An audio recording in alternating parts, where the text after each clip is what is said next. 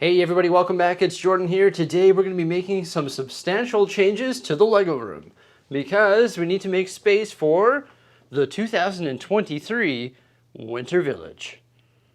The 2022 version of the Winter Village is still here in the Lego room, but it's currently on reserve, actually underneath the Lego City.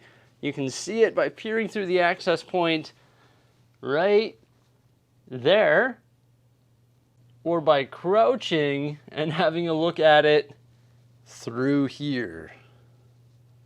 It is pretty neat how I can come down here and check out the Winter Village. It's really well lit up. I've got a light on this side and also a light on that side. And today I'm actually going to be moving it and putting it in a more prominent position here in the Lego room. How exciting is that? I know it's pretty early, like it's October, but you know what? I want to enjoy the updated version and work on the updated version over the next couple months so I can really enjoy it when it's truly relevant in like November and December, right? And also it's about to start snowing here in Canada, so it's going to become relevant quickly. It's going to be quite the task setting up the new display, and I'm excited to get started today. There's definitely been a lot of great comments in regards to the positioning of the Winter Village because I have truly been lost as to where I'm going to put it because we're running out of space here in the Lego room. Some people have said that I should put it right here where the beach currently is and put the beach underneath the table just for the holiday season. That sounded pretty cool. Some people also said that I should put it over there where the zoo is and put the zoo underneath the table so then it's between the two mountains. And then the Winter Village is actually part of the Lego City. These shelves right here in my giant packs unit are pretty much empty, and I thought maybe I could build the Winter Village right there. I was able to clear those shelves because I installed these new cabinets that run the center of the room, and they're currently hosting all these cool UCS Star Wars sets. Last year, the Winter Village actually sat on top of these two cabinets right here. It was pretty cool because right when you came into the Lego room, you could see it. The issue is, those two cabinets are currently displaying the UCS Star Destroyer and Venator. Recently, I came up with a new idea for the Lego room, and it involves these 3 lack tables that I picked up from IKEA. Now that I've got my 3 lack tables constructed, I can start to make space for my new Winter Village. And I already know some of you are not going to agree with what I'm about to do, but you know what? It's for the greater good, and the sacrifice has to be made. So first things first, I've got to take these tables that I just built and create a shelf. Oh yes, I plan on stacking these tables. Now I've actually done this before, but never for Lego sets. I did it for like my computer. I used to host like my microphone and my laptop and whatever, all my computer equipment. And it's funny because you can actually take these tables and stack them and build a display. You just got to make sure you use some tape that is super strong. Now this display is going in an area where there's not a whole lot of space. With the help of the 3M foam tape, I was able to take the 3 lack tables and convert them into a shelf. So now that they're successfully converted, it's time to start moving some of these Lego Star Wars UCS sets. So all of the sets are going to move. So I know I recently went and got these cabinets and then I made the Star Wars UCS display, but now I'm moving all of the UCS sets. I know. Space is an issue, but you got to be creative in the space that you have, and I'm excited about trying to do that today. So I'm trying to fit like different sets on the lack tables that I just built, the Venator being one of them. Definitely not gonna work. Same with the Death Star playset. So I've actually got to make some changes to the PAX unit that's pretty much free for the taking there. Move all my junk off of it, and then start rearranging some of the Lego Star Wars sets, such as the Death Star 2, the Imperial Shuttle, and some of the other massive ones, such as the Gunship, also the Concorde, then the Millennium Falcon, and all of the Star Destroyer style sets, so the Super Star Destroyer, the Star Destroyer, and also the Venator. So I rearranged these shelves not too long ago, and I had like pulled out the drill, and I was like changing the shelf heights to perfectly accommodate these sets, and guess what? I'm doing it all over again today, which I don't really mind because whatever, it is what it is. I'm just trying to build a better display for Lego and also for my Winter Village. I want the Winter Village to be bigger than it's ever been before, so there's just got to be some give and take in the Lego room here. But I think I actually managed to do a pretty good job of finding all of these sets the proper home. So I want the new and improved Winter Village to be massive. That's why I had to move all of those huge Lego Star Wars sets. I did struggle a little bit to find homes for them, but in the end, I made it work. You know what? This cabinet right here is pretty much back to how it was prior to me making all of these changes and making the huge Ultimate Collector Series display in the center of the room there. There's been one major change. The Death Star is right down here by the Coliseum. Then we have the gunship, the Millennium Falcon, and then just like a little bit of a stash spot up top here with the Concorde, the Fender guitar, and also the piano. Those could probably find different homes. Yeah, I've got some cabinets over by my desk that are open, and I can probably shift some things around. Not sure if this is the permanent display, and this right here is for sure probably going to be temporary just because it is a little bit tight back there, that's for sure. Didn't really want to do that, but you know what? Now we've got the UCS Imperial Shuttle on display with its wings deployed, like in the flying position, and I'm really happy with that. It's sort of like looming over the entire Lego room / Lego like displays, so I think that's pretty cool. Then we've got the Darth Vader's TIE Fighter Advance right there, and also the Justifier below that. So yeah, I stacked 3 of those tables to build my own display.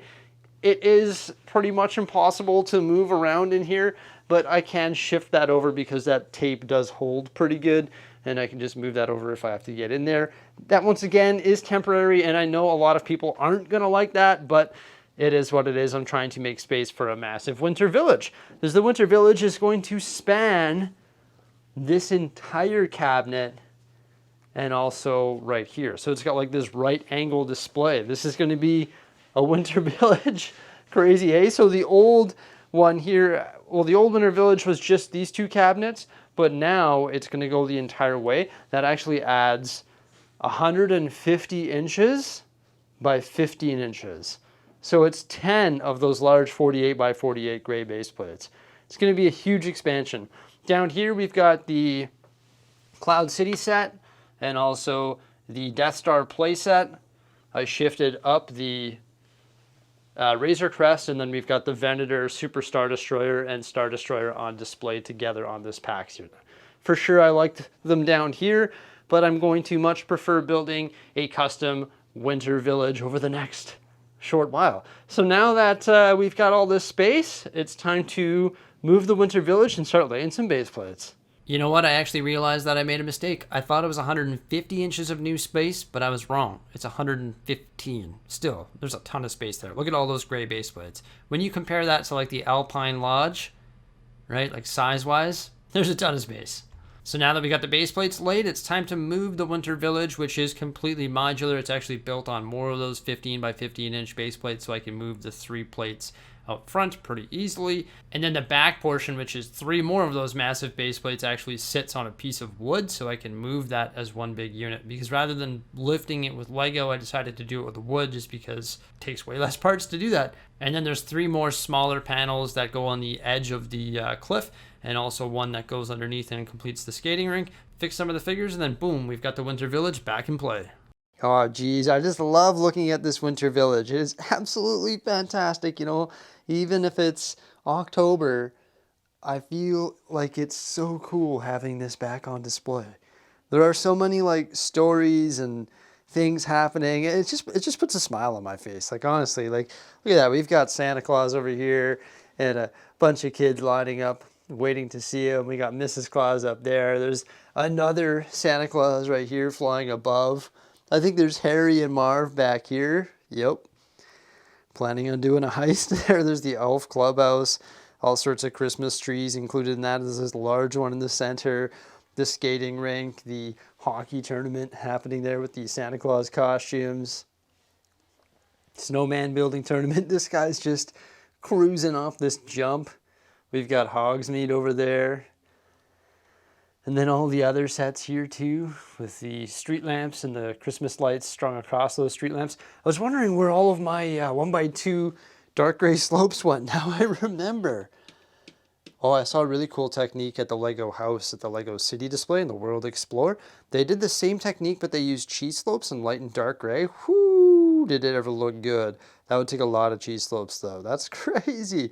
Oh, I don't know if I'd have enough cheese slopes to do that, or if I could place in order to do to get enough of those. You know, we've got all the holiday sets here, and I'm just trying to think of what I'm going to do this year. Like, am I going to complete the back of all of them, or am I going to leave them like this? I also need to start thinking about what I'm going to do here for my layout, because there is a ton of space. Not as much as I thought. It's only, what, 8 base plates, I think. 1, 2, 3, 4, 5, 6, 7, 8 base plates, which is still huge. 8 48 by 48 stud base plates. What are we going to do with all that space?